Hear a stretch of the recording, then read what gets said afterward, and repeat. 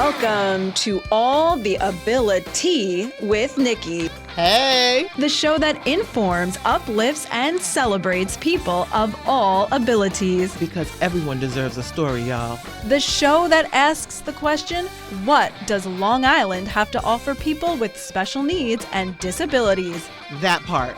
And here's your host, Nikki Johnson. Girl!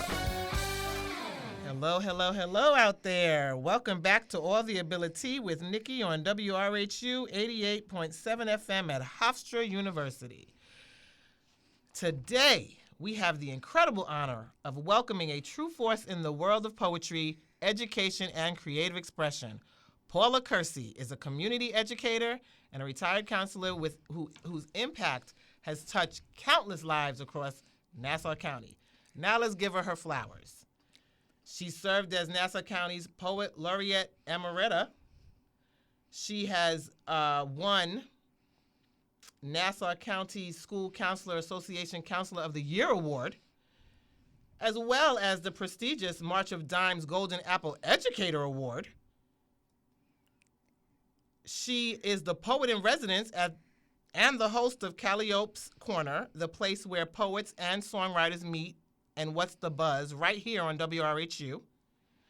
She is the poet correspondent for the Scene Life magazine and director of the Acoustic Poets Network.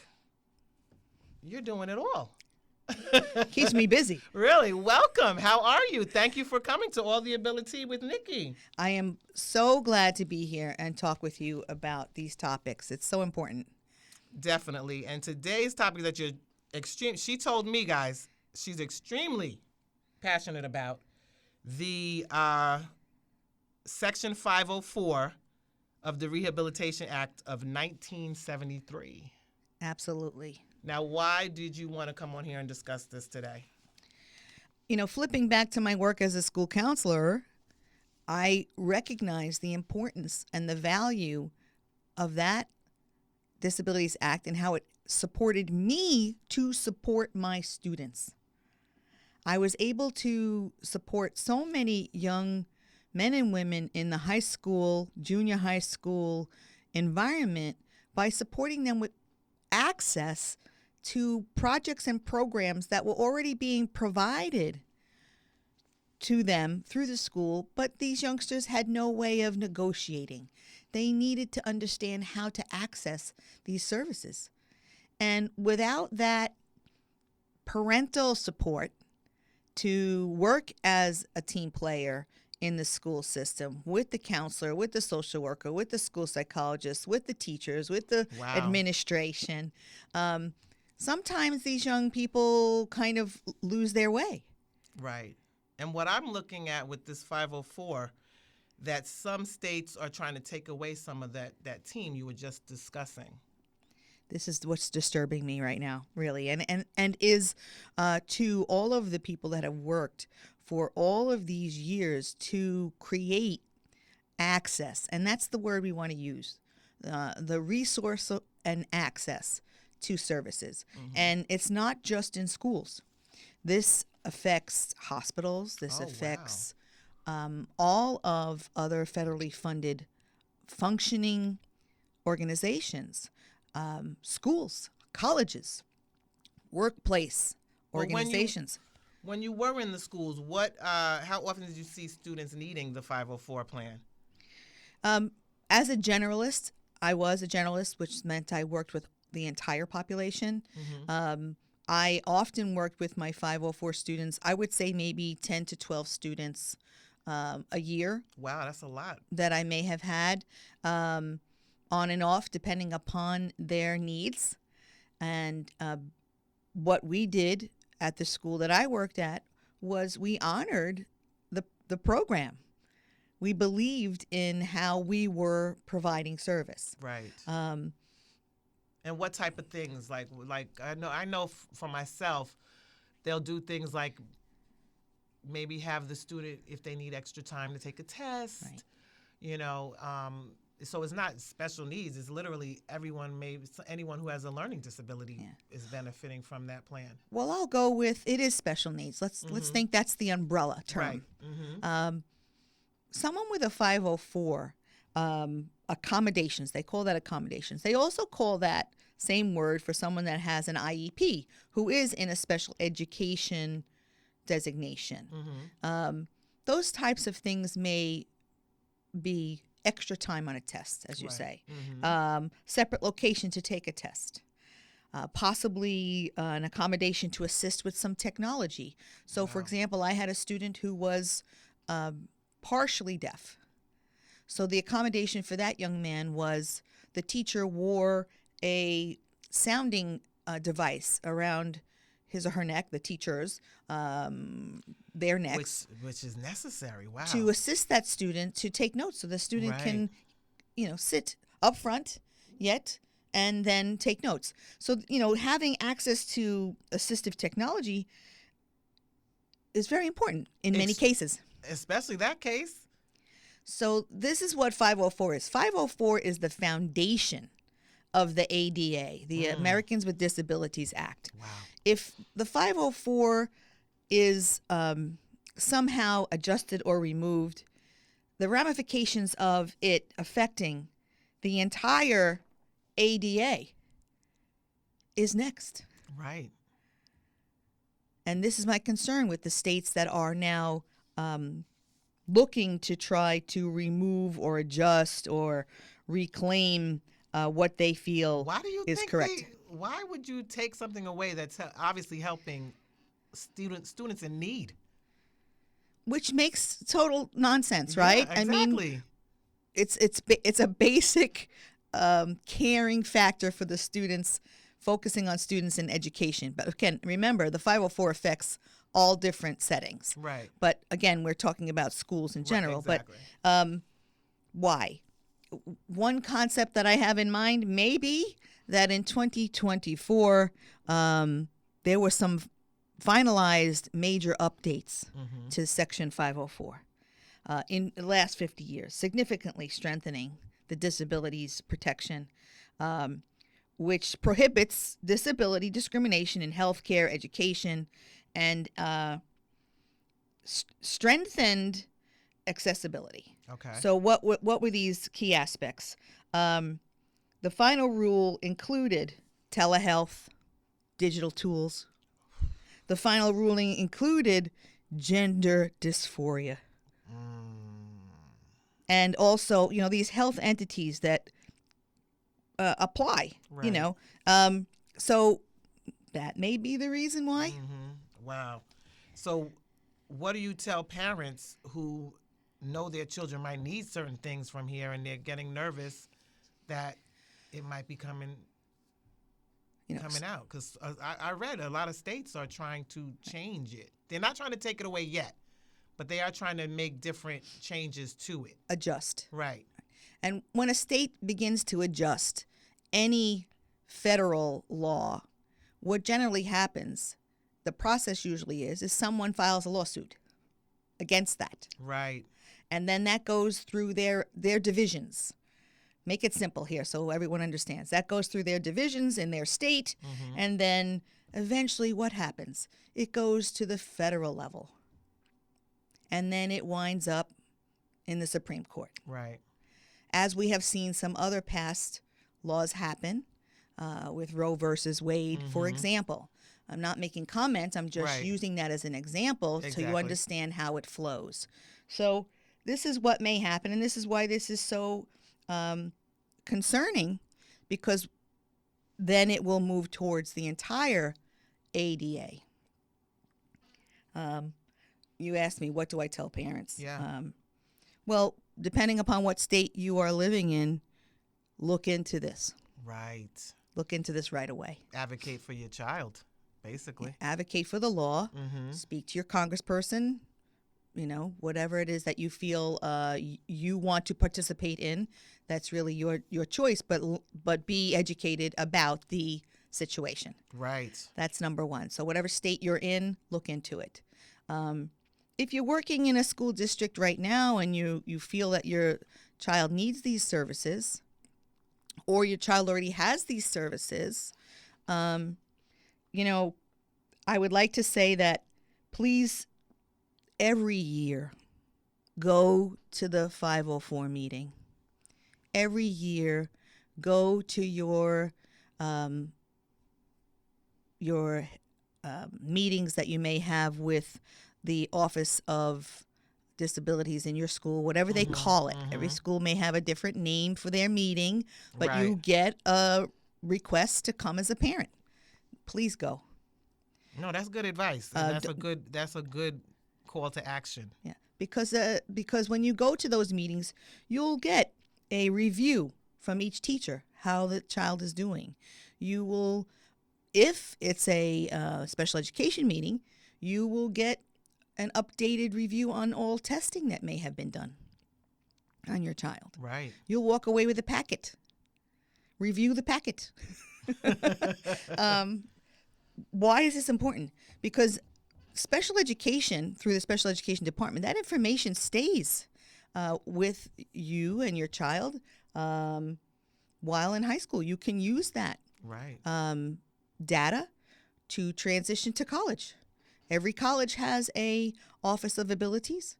Colleges also provide extra time on tests, separate location, different accommodations.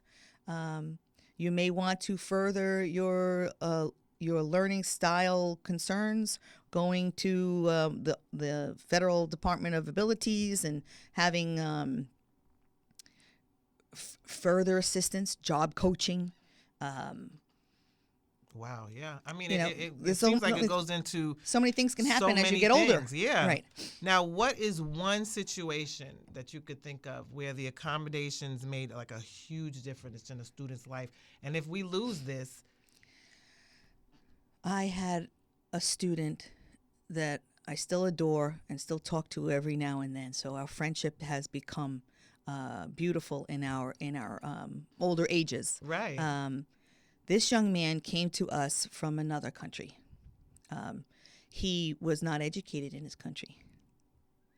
That country did not require that form of level of education. So when he came to us, he was chronologically placed in 7th grade.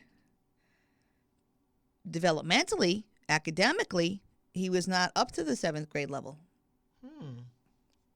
So he was this young man who was kind and sweet and pleasant and appropriate and very respectful, struggling. And brought the parent in, and the parent said, well, this is the way it was in our country, and this is what he had and didn't have, and I said, well, this is what he needs. So you have to look at your child and say, if he's coming home with 50s, something's up. So, yeah. You know? Okay? Yeah.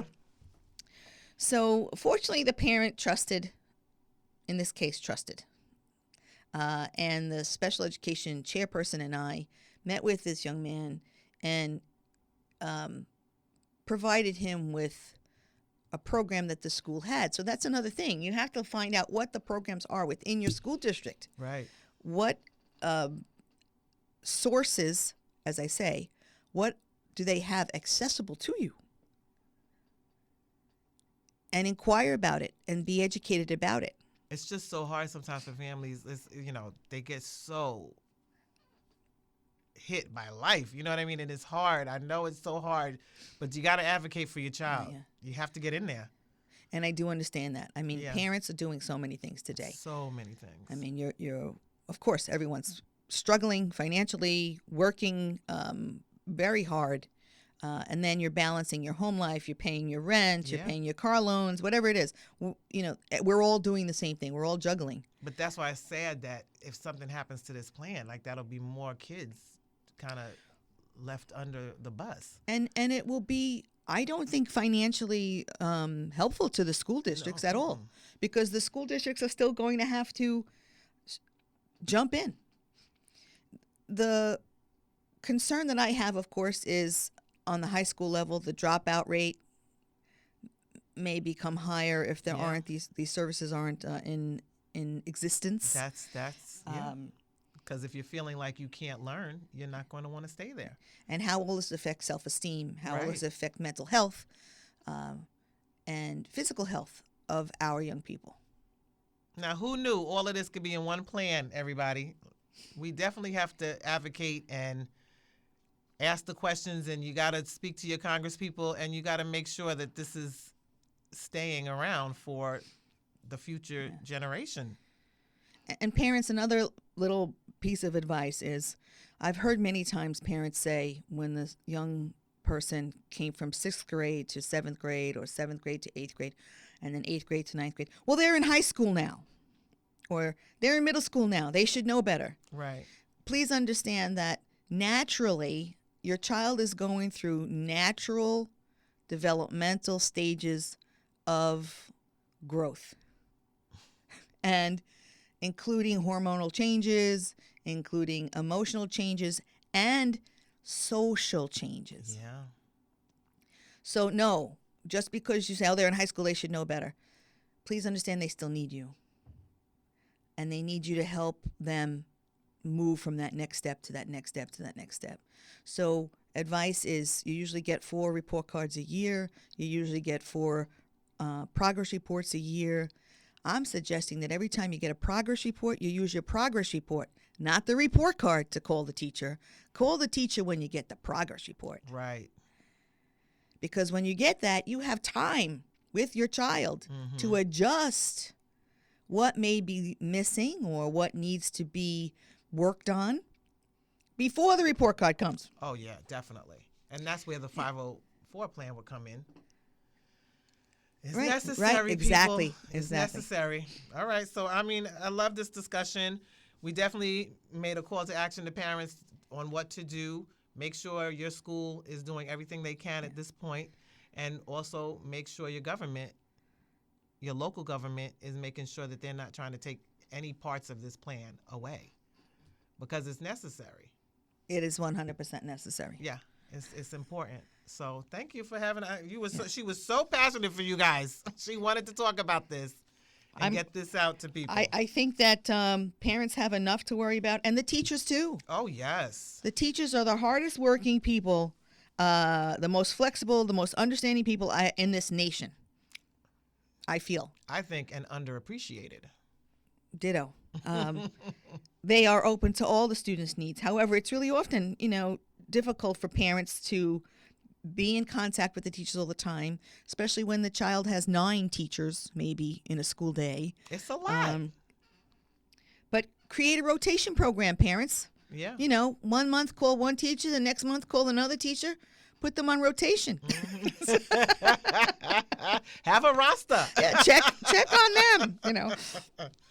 All right. Well, I really do appreciate you wanting to discuss that, because I think it was, like I said, very important for people to know that this is something that could be getting less and less for our students. We want them to actually get more and more, not things taken away.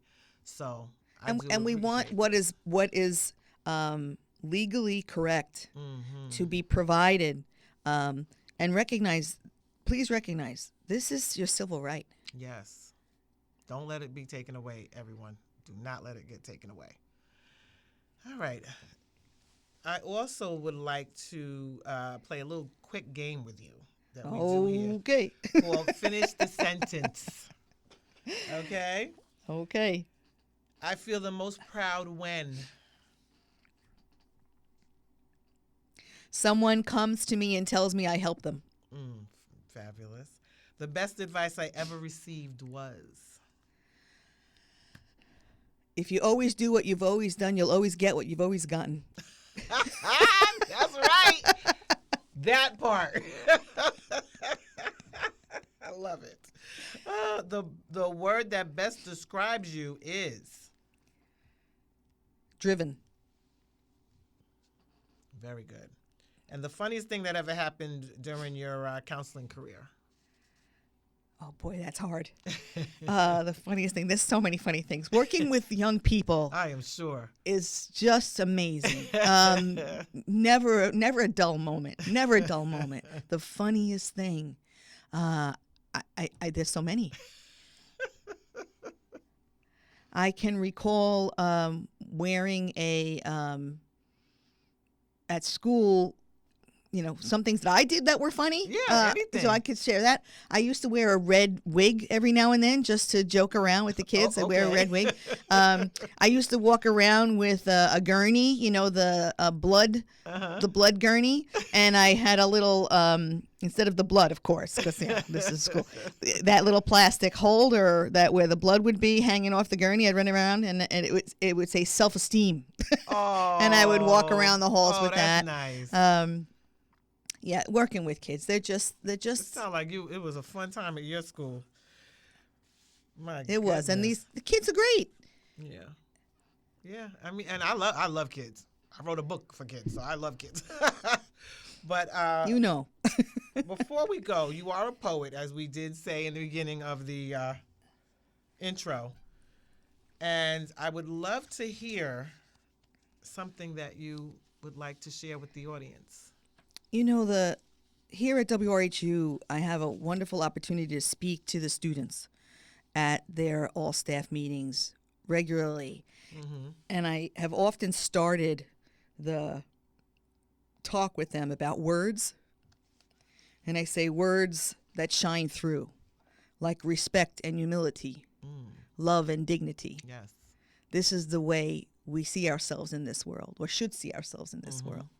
So that really came from, initially from me writing this piece called Words. And it's about myself as a counselor going to school every day. So this is called Words. You're so sweet, my dear. Let me have your ear, they'll say. You have a purple aura, and I can see them, Don't you feel that personal glow? Inside, I pull up a smile and nod, feeling somewhat odd. I'll say, thank you.